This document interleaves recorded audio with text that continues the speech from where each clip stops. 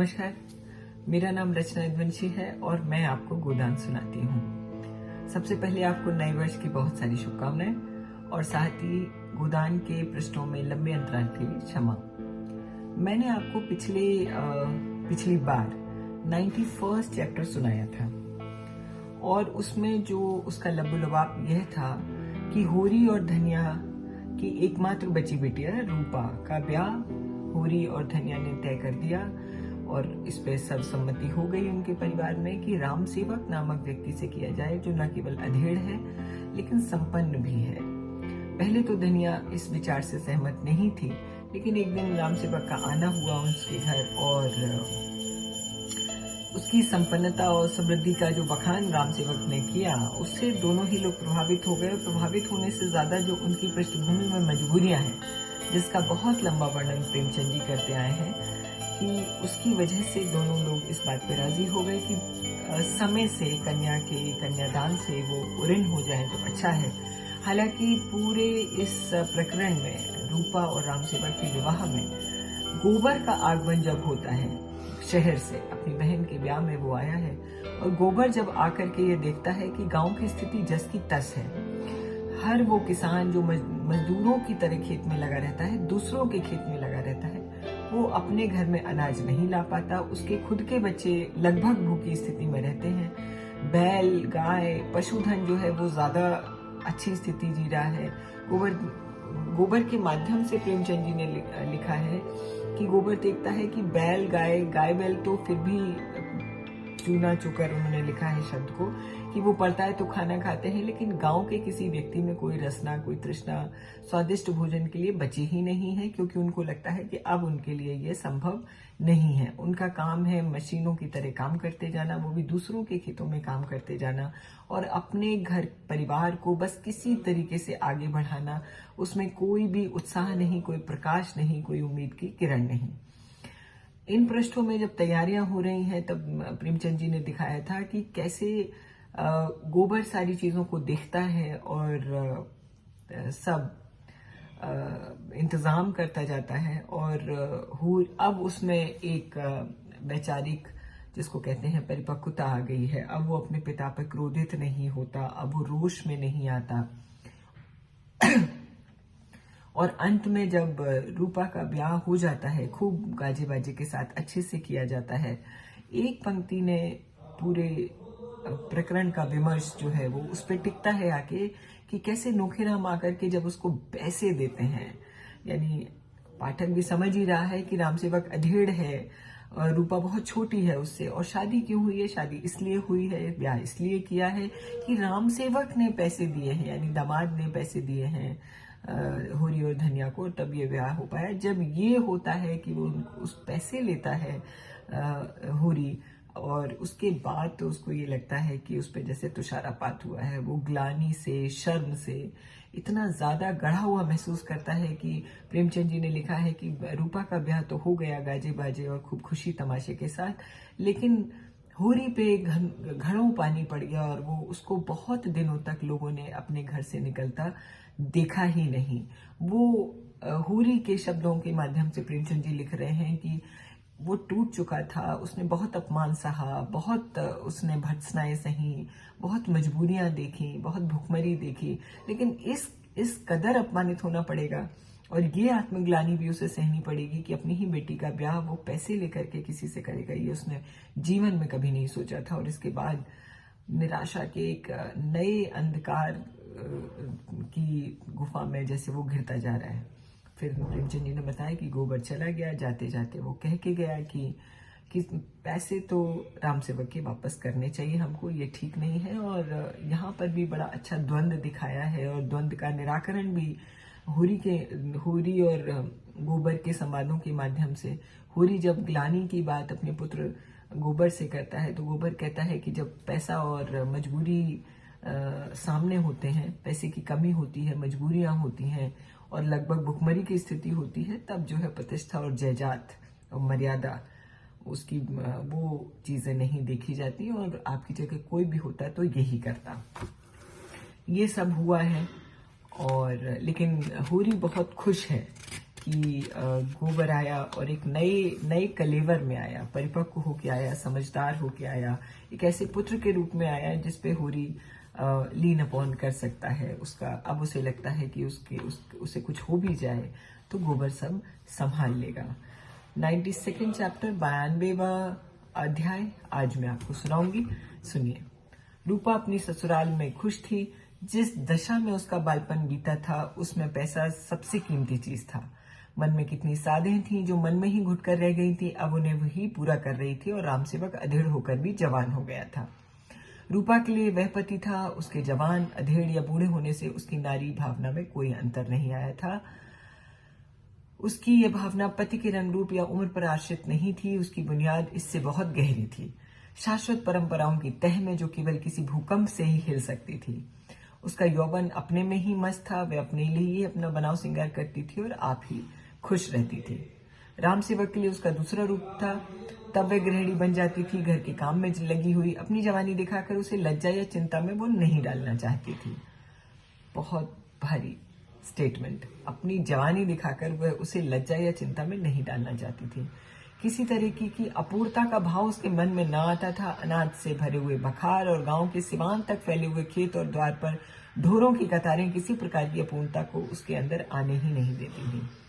और उसकी सबसे बड़ी अभिलाषा थी कि वह अपने घर वालों को सुखी देखना चाहती थी। उनकी गरीबी कैसे दूर हो, यह उसकी अभिलाषा थी। उस गाय की याद अभी तक उसके दिल में हरी थी जो मेहमान की तरह आई थी और सबको रोता छोड़ के चली गई थी। वह स्मृति इतने दिनों के बाद भी अब और भी मृदु हो गई थी। अभी उसका निजत्व इस नए घर में न जम पाया था। वही पुराना घर उसका अपना घर था। वहीं के लोग अपने आत्मीय थे। उन्हीं का दुख सुख उसका दुख और उन्हीं का सुख उसका सुख बन गया था। इस द्वार पर ढोरों का एक रेवड़ देखकर उसे वह हर्ष न हो सकता था जो अपने द्वार पर एक गाय को देखकर होता। उसके दादा की ये लालसा कभी पूरी नहीं हुई। जिस दिन वह गाय आई थी उसे कितना उत्साह हुआ था, जैसे आकाश से कोई देवी आ गई हो। तब से फिर उन्हें इतनी समाई हुई न हुई कि कोई दूसरी गाय लाते, पर वे जानती थी कि आज भी वह लालसा होरी के मन में उतनी ही सजग है। अब की वो जाएगी तो साथ ही धौरी गाय जरूर ले जाएगी, नहीं अपने आदमियों से ही भिजवा देगी। राम सेवक से पूछने की देर थी, मंजूरी हो गई और दूसरे दिन एक अहीर के मार्फत रूपा ने गाय भेज दी। अहीर से कहा, दादा से कह देना मंगल के दूध पीने के लिए भेजी है। होरी भी गाय लेने की फिक्र में था। यूं अभी उसे गाय की कोई जल्दी न थी, मगर मंगल यही है और बिना दूध के कैसे रह सकता है। रुपए मिलते ही वो सबसे पहले गाय लेगा। मंगल केवल अब उसका पोता नहीं है, गोबर का बेटा नहीं है, मालती का खिलौना भी है। उसका लालन पालन उसी की तरह होना चाहिए। मगर रुपए कहाँ से आए? संयोग से उसी दिन ठेकेदार ने सड़क के लिए गांव के ऊपर कंकड़ की खुदाई शुरू की। होरी ने सुना तो चटपट वहां जा पहुंचा और 8 आने रोज पर खुदाई करने लगा। मगर ये काम 2 महीने भी टिक गया तो गाय भर को रुपए मिल जाएंगे। अगर यह काम 2 दिन भी टिक गया, 2 महीने टिक गया तो गाय भर को रुपए हो जाएंगे। दिन भर लू और धूप में काम करने के बाद वे घर आता तो बिल्कुल मरा हुआ, लेकिन अवसाद का नाम नहीं। उसी उत्साह से दूसरे दिन काम पर फिर जाता। रात को भी खाना खाकर डिबरी के सामने बैठ जाता और सुतली काटता। कहीं 12-1 बजे सोता। धनिया भी पगला गई थी। उसे इतनी मेहनत करने से रोकने के बदले खुद उसके साथ बैठी बैठी सुतली काटती थी। गाय तो लेनी ही है, राम सेवक के रुपए जो अदा करने हैं। गोबर कह गया है, उसे बड़ी चिंता है। रात के 12 बज गए। दोनों बैठे सुतली काट रहे थे। धनिया ने कहा, तुम्हें नींद नहीं आती हो तो जाके सो जाओ, भोरे फिर काम कर लेना। होरी ने आसमान की तरफ देख के कहा, चला जाऊंगा, अभी तो 10 ही बजे हैं। तू जा, सो जा।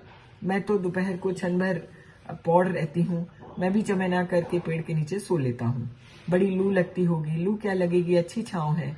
मैं डरती हूँ कि कहीं तुम बीमार न हो जाओ। चल, बीमार वो पड़ते हैं जिन्हें बीमार पड़ने की फुर्सत होती है। यहाँ तो जो धुन है कि गोबर आए तो राम सेवक के आधे रुपए जमा हो। कुछ भी वह लाएगा ही, बस इस साल इस ऋण से गला छूट जाए तो दूसरी जिंदगी हो जाए। गोबर की अब की बड़ी याद आती है। कितना सुशील हो गया है। चलते बेर मेरे पैरों में पड़ा था। मंगल वहां से आया तो कितना तैयार था, यहाँ आकर दुबला हो गया है। वहां दूध मक्खन पता नहीं क्या क्या खाता होगा। यहाँ रोटी मिल जाए वही बहुत है। ठेकेदार से रुपए मिले तो गाय लाऊं। गाय तो कभी की आ गई होती, लेकिन तुम जब कहना मानो, अपनी खेती तो संभाले नहीं संभलती। पुनिया का भार भी अपने सिर ले लिया तुमने। क्या करता, अपना धर्म भी तो कुछ है। हीरा ने नालायकी की तो उसके बाल बच्चों को संभालने वाला कोई तो चाहिए। कौन था मेरे सिवा बता। मैं न करता तो आज उसकी क्या गत होती। सोच, इतना सब करने पर भी तो मंगलू ने उस पर नालिश कर रखी है। रुपए गाड़ कर रखेगी तो नालिश न होगी। क्या बकती है, खेती से पेट चल जाए यही बहुत है। गाड़ कर कोई क्या ही रखेगा। हीरा तो जैसे संसार से ही चला गया। मेरा मन तो कहता है कि वो आएगा कभी न कभी जरूर। दोनों सोए, होरी अंधेरे मुंह अंधेरे उठा तो देखा हीरा सामने खड़ा है। बाल बड़े हुए हैं, कपड़े तार तार, मुंह सूखा हुआ, देह में रक्त मांस का नाम नहीं, जैसे कद भी छोटा हो गया हो। दौड़कर होरी के कदमों में गिर गया। होरी ने उसे छाती से लगाकर कहा, तुम तो बिल्कुल घुल गए हीरा। कब आए, आज तुम्हारी बार बार याद आ रही थी। बीमार हो क्या? आज उसकी आंखों में वह हीरा न था जिसने उसकी जिंदगी तल्ख कर दी थी, बल्कि वह हीरा था जो वो माँ बाप का छोटा सा बालक था। बीच के ये 25-30 साल कैसे मिट गए उसका कोई चिन्ह न था।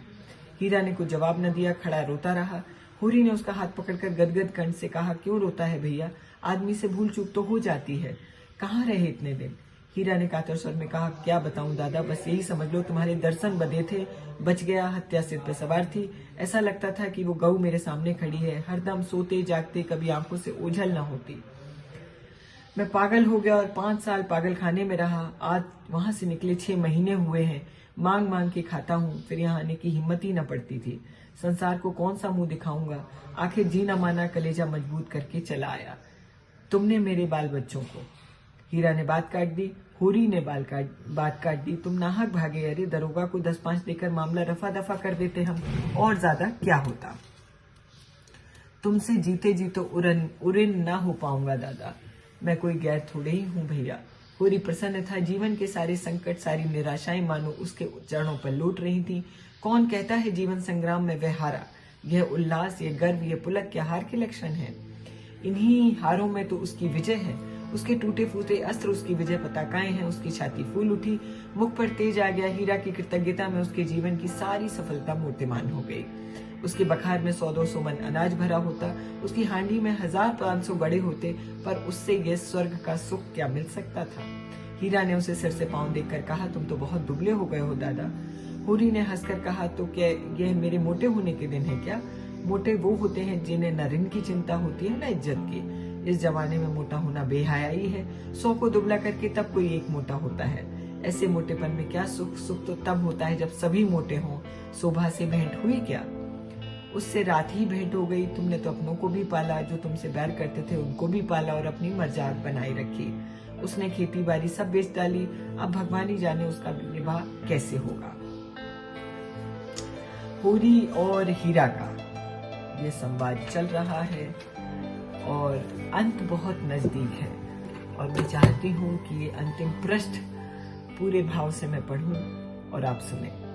बहुत निर्णायक, बहुत करुणा से भरे हुए, बहुत वेदना से भरे हुए ये अंतिम 2 पृष्ठ हैं। आज मैं आपको उसी क्लिफ हैंगर पे छोड़ के जा रही हूँ। अगले हफ्ते मैं आपको अंतिम गोदान के पृष्ठ सुना दूंगी। बने रहिएगा रचना वंशी के साथ और प्रेमचंद जी के गोदान के साथ। शुक्रिया, नमस्कार।